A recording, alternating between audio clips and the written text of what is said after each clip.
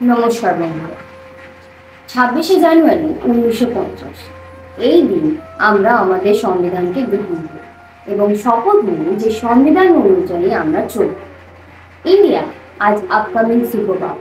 অন্য দেশ যেমন ইন্ডিয়াকে আজ সম্মান করে, ঠিক ততটাই ইন্ডিয়াকে ভয় পায়। কিন্তু দেখুন যে আমাদের দেশের ভেতরে আসলে কি চলছে।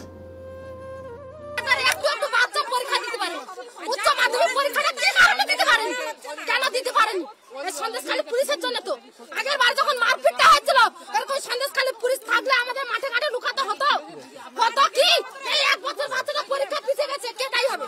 তুই মফিজুল তুমি একটু হাতটা তোমার ডেট বলুন আমার লিখে নেই বলুন এই ডেটে সাধারণ সেক্রেটারি হবে কেন বলতে পারবেন না? কেন বলতে পারবেন না? কেন বলছেন আরাম করছে এখানে ঝামেলা হচ্ছে বলে আপনারা এখানে চুপ করতে বলতে পারছেন। সাধারণ জন কোথায় আপনারা খুঁজতে পাচ্ছেন না? হচ্ছে খোঁজা হচ্ছে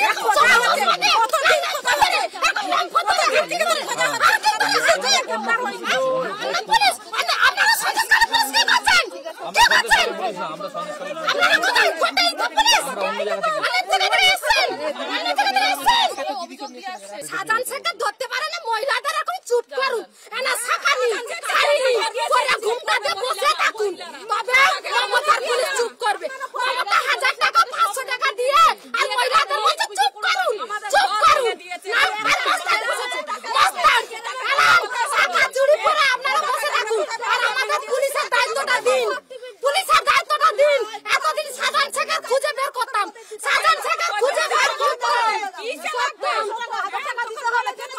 চাই না আমরা মমতা সহযোগিতা চাই না আমরা মমতা সহযোগিতা চাই না। আমরা যে এরকম আগে মমতা টাকা দিত না আমরা বাঁচতাম না। আমার স্বামীরা ইনকাম করেনি এখন কিসের জন্য মমতা দিয়ে আর আমাদের মানি যদি নিয়ে মাঠে ঘাটে খেলছে আর আমার স্বামীদের কোল থেকে নিয়ে গিয়ে কেস দিচ্ছে 4টা ওরা কেস কে জামিন দেবে? আমার স্বামীরা আমাদের খেতে হবে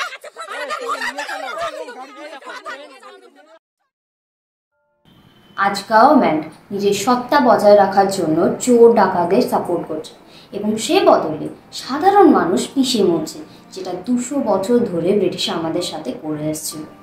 সবই তো আছে, লুটপাট আছে, মারামারি আছে, গুন্ডামি আছে, অশ্লীলতা আছে, কিন্তু আমাদের আসল স্বাধীনতা কোথায়? একটা তুচ্ছ পলিটিশিয়ান নিজের বুক উঁচু করে ঘুরে বেড়াচ্ছে এবং বলছে যে আমার একটা চুল ছেঁড়ানোর ক্ষমতা কারণ নেই। তো কেনই বা কনস্টিটিউশন, কেনই বা গভর্নমেন্ট এবং কেনই বা ল এগুলো না হলেই পারতো? সন্দেশখালীতে আমার একটা চুল ছুঁয়ে দেখার ক্ষমতা থাকলে সন্দেশখালীতে দাঁত নিয়ে তো কেউ জন্মায়নি, দাঁত থাকারও দরকার নেই, দাঁতগুলো ভেঙে যাবে, যেটা হুমকি ধরতে পারো।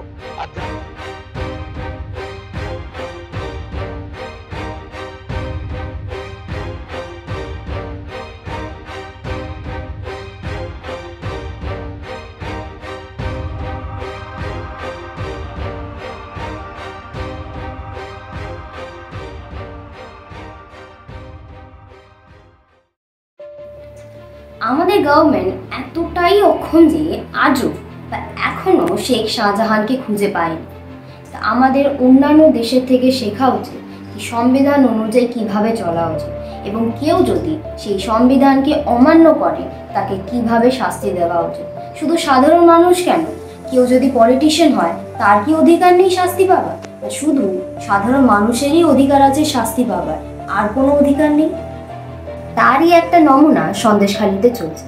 আপনারা তো সবাই জানেন যে সন্দেশখালীতে কি চলছে, কিন্তু এটা কি জানেন যে এটা কতদিন চলবে আর কতদিন বা আমাদের এগুলো দেখতে হবে? দেখুন সন্দেশখালীতে কি কি হচ্ছে।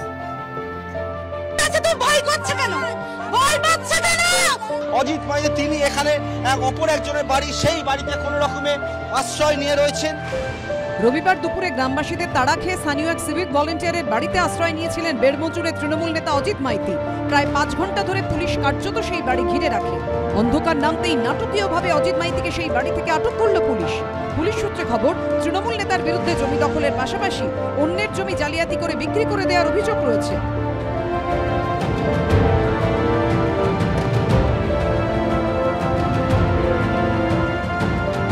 জমি দখলের অভিযোগে শুক্রবারই বেড়মচুরের তৃণমূল নেতা অজিত মাইতির বাড়িতে চড়াও হয়েছিলেন গ্রামবাসীরা। জুতো পেটা করা হয়েছিল তাকে। দুদিনও কাটলো না, রবিবার ফের গ্রামবাসীদের ক্ষোভের মুখে পড়লেন অজিত মাইতি। হাইকোর্টে ডিফেন্স বক্তব্য রাখছেন যে এই সব ঘটনা নাকি বিরোধী পার্টির সাজানো। আপনারা বলুন, 10 জন, 50 জন, 100 জনকে সাজানো যেতে পারে, কিন্তু হাজার হাজার মানুষকে কি সাজিয়ে এত বড় একটা ঘটনা তৈরি করা যেতে পারে? ভাবার বিষয়। এখন শোনা যাচ্ছে শুধু শাহজাহান নয়, শাহজাহানের ভাইও নাকি বিঘের পর বিঘে জমি দখল করে বসে আছে। দেখুন মিডিয়া কি বলছে। একদিকে সন্দেশখালীর ঘটনার পর 53 দিন পেরিয়ে যাওয়ার পরও এখনো অধরা মাস্টারমাইন্ড শেখ শাহজাহান, তার কোনো খোঁজ নেই। অন্যদিকে তার ভাই শেখ সিরাজউদ্দিনের বিরুদ্ধে এবার একের পর এক অভিযোগ করছেন ক্ষিপ্ত গ্রামবাসীরা। তার একের পর এক কীর্তিও ফাঁস হচ্ছে। সন্দেশখালী থানার পুলিশ সিরাজের বিরুদ্ধে জমি জবরদখল, মারধর, হুমকি সহ শতাধিক অভিযোগ জমা পড়ছে পুলিশের ক্যাম্পে। আপনাদের মনে থাকবে সন্দেশখালীর ঝুপখালীতে পুলিশের যে ক্যাম্প তৈরি হয়েছে সেখানে গত দুদিনে 70-এরও বেশি অভিযোগ জমা পড়েছে শুধুমাত্র শেখ সিরাজউদ্দিনের বিরুদ্ধে। আর সেই সবকিছুর প্রেক্ষিতেই এবার এফআইআর দায়ের করলো সন্দেশখালী থানার পুলিশ সিরাজউদ্দিনের বিরুদ্ধে। এর আগে শেখ শাহজাহানের বিরুদ্ধে যখন একাধিক অভিযোগ উঠেছিল, জমি জবরদখল ছিল, ভেড়ি তৈরি ছিল, বাজার দখলের অভিযোগ, এবার সেই একই অভিযোগ উঠছে তার ভাইয়ের বিরুদ্ধেও। পার্থপ্রতিম ঘোষ, কোর্টে বিচার হতে গেলে নাকি এভিডেন্সের প্রয়োজন হয়। এখানে হাজার হাজার মানুষ একই কথা বলছে, তাদের একই বক্তব্য। শুধু একটা গ্রাম নয়, যত আশেপাশে গ্রাম আছে তারাও একই কথা বলছে। এটাই কি যথেষ্ট এভিডেন্স নয়? আর যদি প্রশাসন বিচার করতে অক্ষম হয় তাহলে সেটা সাধারণ মানুষের হাতেই তুলে দিন, সাধারণ মানুষ ঠিক নিজে বিচার করে নেবে।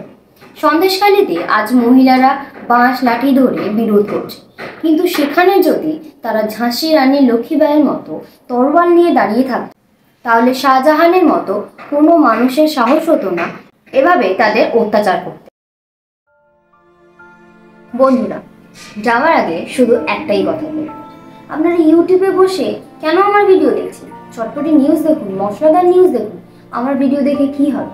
যদি আপনাদের সিম্পাথি জেগে যায়, সাধারণ মানুষের দুঃখ দেখে জাগাবেন না। সিরিয়াল দেখুন, ডান্স প্রোগ্রাম দেখুন, এন্টারটেইনমেন্ট দেখুন, এসব দেখে কি হবে? এসব দেখে যদি আপনাদের মানসিকতা জেগে যায়, আপনাদের যে মনুষ্যত্বটা মারা গেছে সেটা কেউ জাগাবেন না। এত কিছু দেখার পরেও আপনাদের একটা বক্তব্য আমি কমেন্টে দেখতে পাই না। আপনাদের সাবস্ক্রাইব আমাদের চাই না। আপনারা বসুন, নিজের ঘরে দেখুন, মশলাদার খবর দেখুন। আপনাদের কি হবে এইসব দেখে? আপনাদের ঘরে তো হচ্ছে না, তো আপনারা কেনই মাথা ব্যথা নেবেন? চুপ করে থাকুন, চোখ বন্ধ করে থাকুন।